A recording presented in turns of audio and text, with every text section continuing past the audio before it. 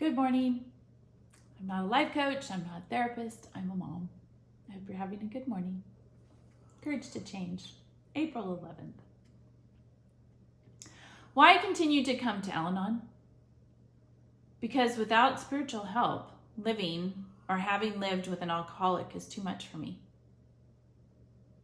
I often need help to maintain a rational perspective. I long for a closer relationship with my higher power.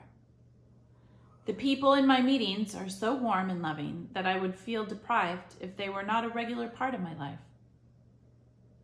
The steps, traditions, and concepts all serve to put structure and goals in my life. Al-Anon is the light that helps me find my way in the dark. As a longtime member, I am very familiar with Al-Anon, but I am no more of an authority than any other member. I try not to present myself as a paragon of Al-Anon wisdom, and I discourage newcomers from putting me on a pedestal from which I am bound to fall. I retain the right to have problems, to cry, to make mistakes, to not know all the answers. I still have and use a sponsor. I continue to give service to Al-Anon, but I don't have to be in charge.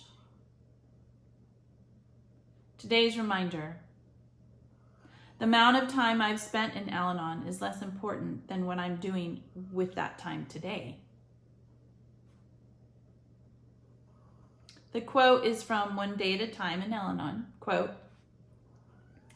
"I don't resort to Al-Anon only to learn to live with the act of drinking problems.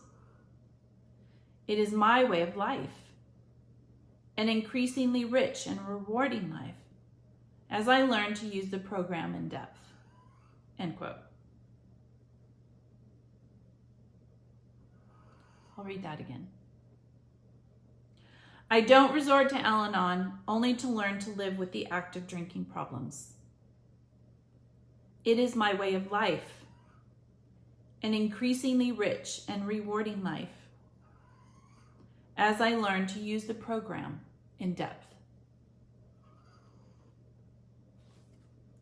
Courage to Change. Affirmations for the inner child, April 11th.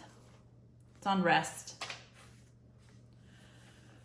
Restfulness fills every part of my being. Tonight, I need desperately to rest, to let go of churning thoughts and relax knotted muscles. But bands of steel seem to hold my body rigid. Scenes from my childhood flicker behind my closed eyes. Screaming arguments between parents whose violent words filled me with terror. The terrified 5-year-old within me warns, "Protect yourself. The world is dangerous. You have to stay alert." My child within needs to be loved, to be comforted. In my thoughts, I cradle her in my arms, press her cheek close to mine, and gently rub the knotted muscles in her neck and back until the vice-like grip of tension and fear is released. And now in my mind's eye, a warm pool of light, glowing with love and safety, surrounds us both. With joy, I realize that as I have comforted this little one within, so too have I released my adult burdens. A deep restfulness fills every part of my being.